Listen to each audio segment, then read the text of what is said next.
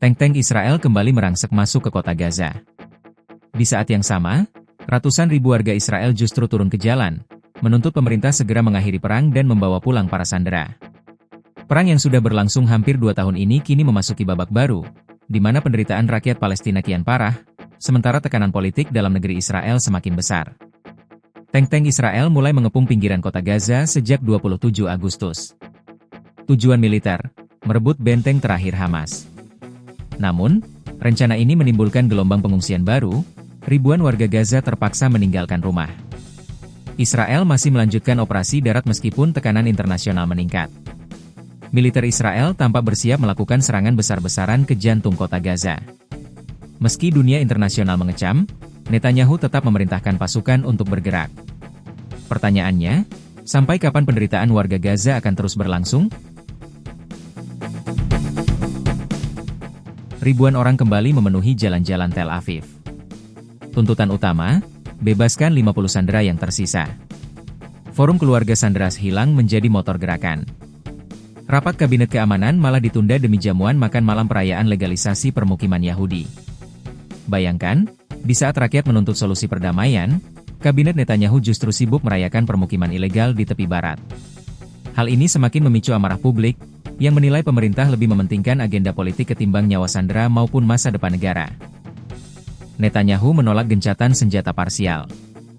Ia hanya mau membahas kesepakatan komprehensif untuk seluruh 50 sandera. Kepala Staf Militer memperingatkan, serangan besar ke Gaza bisa membunuh para sandera. Mantan sandera Gadi Moses angkat suara, jangan korbankan sandera demi ambisi menghancurkan Hamas. Netanyahu terjebak dalam dilema besar. Jika menyerang, ia berisiko membunuh sandera yang masih hidup. Jika setuju gencatan senjata, koalisi sayap kanan bisa runtuh. Namun satu hal jelas, semakin lama ia menunda keputusan, semakin banyak nyawa melayang.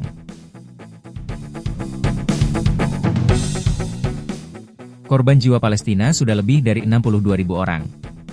Banyak korban adalah anak-anak dan perempuan.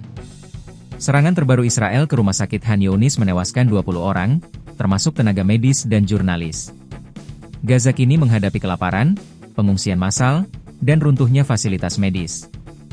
Di balik angka 62.000 korban jiwa, ada kisah pilu yang tak terdengar.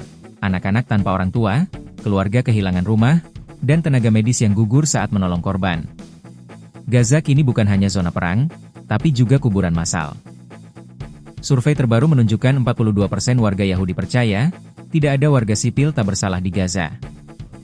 Namun 80% publik Israel mendukung kesepakatan damai demi mengakhiri perang. Gerakan protes semakin besar, tapi belum cukup mengguncang fondasi kekuasaan Netanyahu. Di satu sisi, propaganda pemerintah berhasil membuat sebagian masyarakat percaya bahwa semua warga Gaza adalah musuh.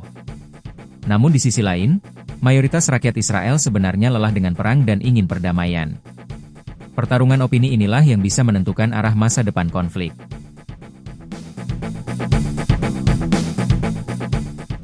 Israel mengklaim mencegat drone dan rudal dari Yaman. Houthi kembali aktif menyerang setelah gencatan senjata gagal. Artinya, perang Gaza semakin meluas menjadi konflik regional. Israel sudah melancarkan serangan balasan ke pelabuhan dan bandara di Yaman. Konflik Gaza bukan lagi sekadar perang Israel-Hamas. Kini, aktor-aktor regional seperti Houthi di Yaman ikut turun tangan. Situasi ini bisa berubah menjadi perang kawasan yang lebih besar, melibatkan Iran, Lebanon, hingga negara-negara Teluk. Israel mungkin berambisi menaklukkan Gaza, tapi harga yang harus dibayar adalah ribuan nyawa dan isolasi internasional.